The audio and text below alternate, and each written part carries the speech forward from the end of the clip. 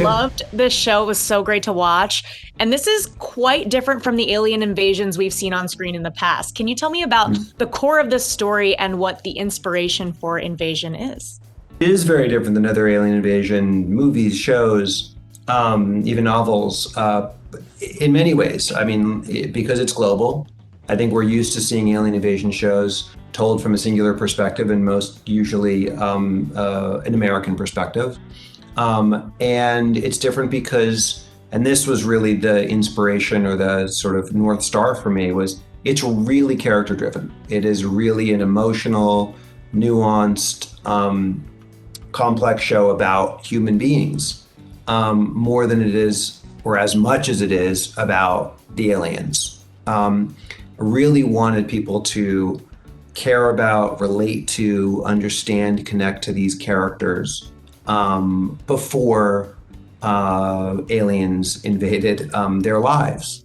I wanted you to feel like, and this was really, I think, in many ways, the inspiration for the show, as you ask, is to have the show be about people who are alienated already before the aliens show up. Alienated from themselves, alienated from their families, perhaps, alienated from their cultures. I thought that was something I just had never seen before. And I also had never seen something that felt like it was a real mashup of hard science fiction with really patient, emotional drama. When I went into Apple and started talking about the show, I was like, it's basically War of the Worlds meets Babel. And you've got to really believe in these characters and in their situations enough so that the alien invasion doesn't feel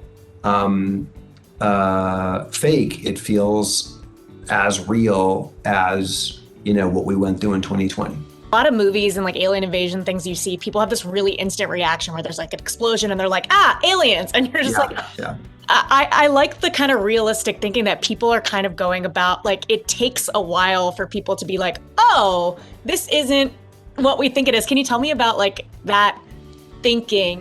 I think what's interesting is, and I think this about science fiction in general, which is, I think what draws us to science fiction is what we don't know. I think it is that, like, when you think about what's on the horizon, what's beyond our universe, what's beyond our capacity to even cognize what's are among us, whether it's another dimension that we can't see, the 90% of our brains we can't use, et cetera, et cetera. I think the mystery of life is what fuels science fiction, and it is what fuels this show, is that there is a mystery to the unraveling of what is happening. Why are these kids getting nosebleeds? Why are people saying wajo? Why is it happening in certain places and not others? What do they want? Why are they here? Not just here to destroy Earth and kill everybody like we've seen and blow up monuments the way we've seen in other movies and shows. They have their own complex reason that's as complex as our lives, or more complex, and it's unknowable. And so I think it would take me a long, long time to figure it out. I don't know anything about science, other than, the experts I talk to. And even they are like, the truth about true alien intelligence, meaning not just like microbes, but the alien intelligence who would come to Earth is, it would be unknowable. It would be something that, wouldn't conform to little green men speaking in a language that we understand. And that's what I wanted to explore in the show. I wanted to explore this feeling of that there's almost an eerie feeling of unknowability, as much as there was also the terror of, cities are being destroyed and we can't go home because our houses are no longer safe. Mission accomplished. So what does your plan look like for this series? Like, do you have a finite, I want to do this many seasons, I want to do this many episodes? Do you have it completely mapped out at this point? I do have a sense of how many seasons I would like. And I do have it, I guess I would say mapped out. Not a detailed map, but mapped out in two senses. One, where I see the aliens going, like where their plot goes, what they want, how they achieve it, what happens when they achieve it, I have a clear sense of that and sort of how that plays out over seasons.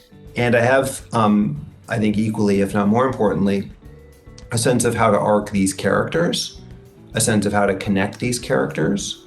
But, whether or not I get to tell all that is out of my hands and ultimately in the audience and Apple's hands.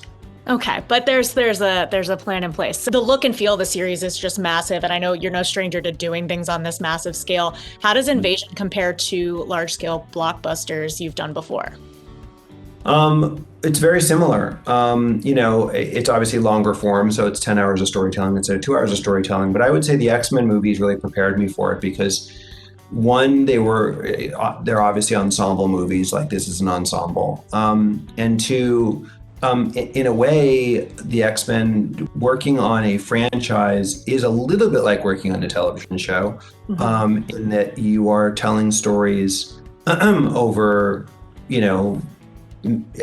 multiple stories over multiple years. You're following these characters.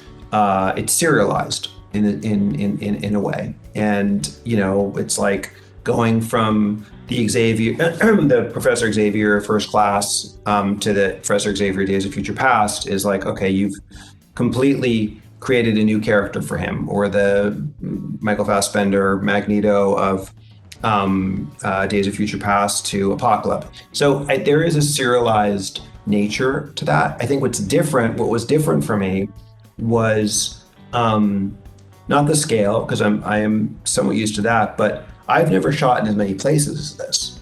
Right. Even on the mega movies like X-Men movies or The Martian.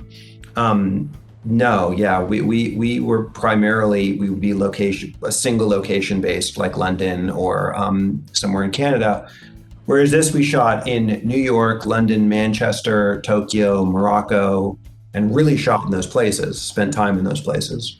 I've never done that before on a film. So that was really, really exciting. And I think it shows, I think that's part of the cinematic feel of the show, is that like she's really walking through Shibuya Crossing in Tokyo. That's not a plate or, a splinter unit that's sent there, with the actress or even without the actress in some cases. I've just never been in as many places. So that felt really special, and it felt like it lent to the reality of the show. Amazing. I'm out of time, but so lovely talking to you as always. Yeah, you too. Likewise. Great to see you.